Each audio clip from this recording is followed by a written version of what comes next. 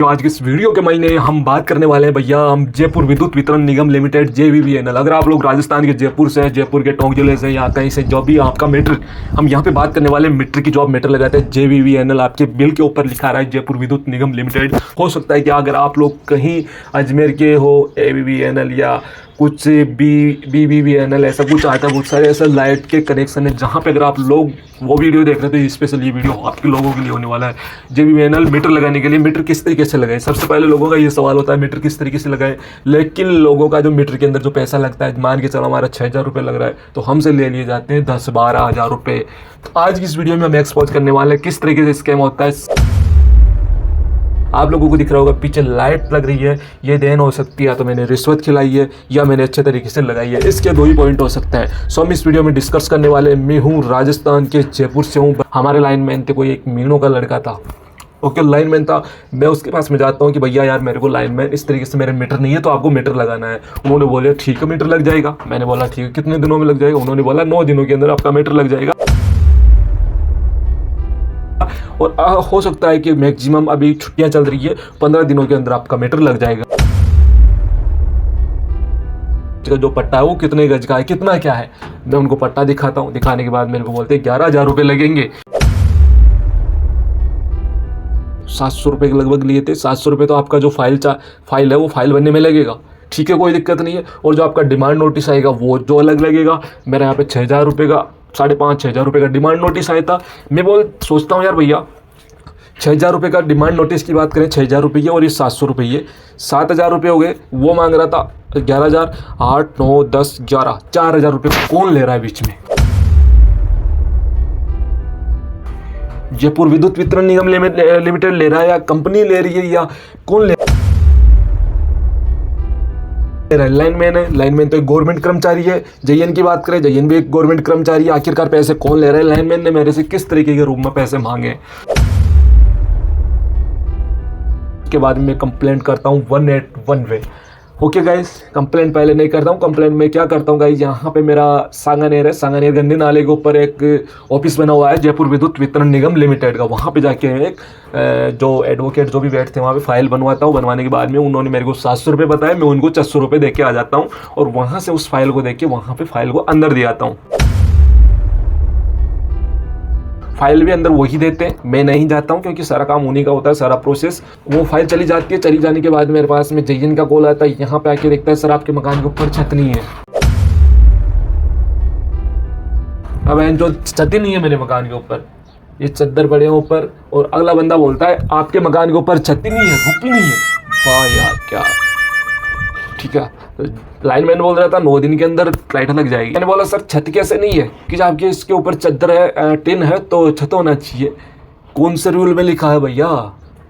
किस रूल में लिखा है कि छत होना चाहिए, चद्दर नहीं होना चाहिए? बेंचो वो तो हो जाते हैं ना कि आदमी को टट्टी किस तरीके से करें कि इसका तो छेद इधर है। अरे भैया टट्टी करनी होती है तो छेद किधर से भी वो निकल तो जाएगा ना, उसी तरीके से। उसके बाद में चलो ठीक है, उसके बाद में फाइल हो जाती है पेंडिंग में। मेरे पास में मैसेज आता है मोबाइल पे पेंडिंग। ऑफिस में जाता हूँ, जाने के बाद में ऑफिस वाले से मेरे को क्या रिस्पॉन्स मिलता है उनके बारे में ये चीज़ें नहीं सोचता हूँ मैं वैसे। बट उन्होंने बोला सर, मैंने बोला सर चद्दर है। वो लोग बोलते हैं कि भैया आपके मकान के अंदर लाइट के बोर्ड नहीं होंगे, अंदर की फ़ोटो खींच के लाओ। मैं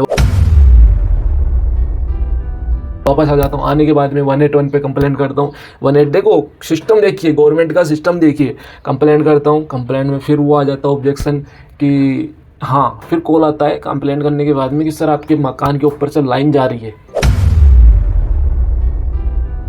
जबकि लाइन थी लगभग, मेरे मकान है जैसे ये दीवार है, दीवार के लगभग 7 से 8 फुट बाहर की साइड में, तो मकान का तो कोई लेना देना नहीं है। JN ने मेरे को ये बोली है, बाला वाला का जो JN है, ऊपर से लाइन जा रही है। मैं बोलता हूँ लाइन कहाँ से जा रही है आपकी, मेरे को तो ये तो बताओ आप किस आधार पे बोल रहे हो, किस बेस पे बोल रहे हो। फिर मेरे को बोलता है सर आके देखना पड़ेगा।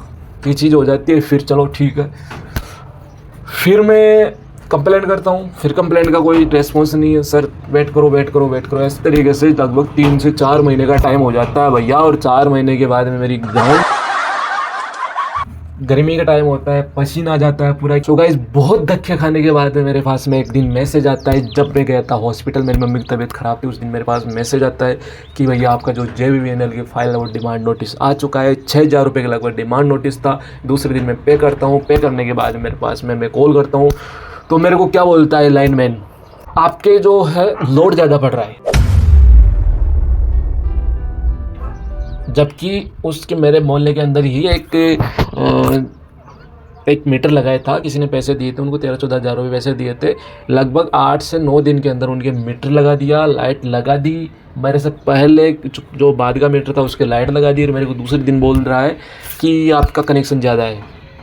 दूसरे दिन ऐसा कि पहले मेरे को बोला कि दूसरा आपका कनेक्शन यहाँ पे ज़्यादा है तो पहले DP मिलेगी, मिलने के बाद में वो चीज़ें लगेगी और उस आप लगा देता हूँ मैं मीटर वीटर ऐसे कुछ करके मैं अपने रिस्क पे लगा रहा हूँ वो करके अपने खुद को मेरे को दिखाने के लिए। तो वो मीटर लगा देता है। मीटर लगाने के बाद मेरे को बोलता है यार डोरी तो नहीं है। फिर मैं डोरी लाता हूँ तो गाइस वो डोरी तक के पैसे तो वो खा गया। लगभग 700-800 रुपये के लगभग डोरी आती है और मैं यहाँ से लगभग 600 रुपये की डोरी लेके आया था खुद पर्सनल बाने वाली के स्टैंड से। वहाँ से डोरी लाने के बाद में उसका बंदा आता है लगाने के लिए, वो भी नहीं आता है। फिर उसने एक बंदे ने बोला पैसे से नहीं मांगे। मैंने बोला था भैया पैसे क्या करना है क्या नहीं करना है। उन्होंने बोला पैसे तो नहीं लगते लेकिन आप अपनी खुशी के लिए दे सकते हैं। तो फिर मैंने देखो उसने उसको कितने रुपए दिए होंगे लेकिन मैं अपनी खुशी से उसको 200 रुपये दिया। गंडखोर आदमी इस तरीके से स्कैम करते हैं। अब इसमें किस तरीके से स्कैम होता है, इसमें होता है JN का और लाइनमैन का। किस तरीके से होता है, फाइल जाती है लाइनमैन फाइल लेके जाता है JN के पास में, क्योंकि JN ही अप्रूव करता है कि मकान बना हुआ या नहीं बना हुआ, क्या दिक्कत है। अगर उसको लगता है कि दिक्कत है तो उसको रिजेक्ट करता है, क्योंकि लाइनमैन जब उसको पैसे खिलाएगा 1,000-2,000 रुपये लेता है लगभग मेरे हिसाब से, क्योंकि मेरा नॉलेज है गाइस इस फील्ड के अंदर, मेरे एक्सपीरियंस है। 2,000 रुपये लेता है, लेने के बाद में देखता नहीं है, JN आके नहीं देखता उस फाइल को। उसको पैसे मिल गए, पैसे मिलने के बाद में साइन कर दिया, आगे फाइल को भेज देता है और मीटर आ जाता है। मीटर आने के बाद में मीटर लाइनमैन ले आता है ओके, या पावर हाउस में आ जाता है। आने के बाद में उसको ला के चपका देता है मीटर को ओके गाइस। और अगर आप ऐसा नहीं देते हैं तो JN क्या करता है, JN के पास में फाइल आती है, ऑफिस से फाइल आती है JN के पास में। JN के पास में आने के बाद में JN ऐसे देख लेता है हल्का फुल्का, उसको लगता है कि ज़्यादा ही दिक्कत है।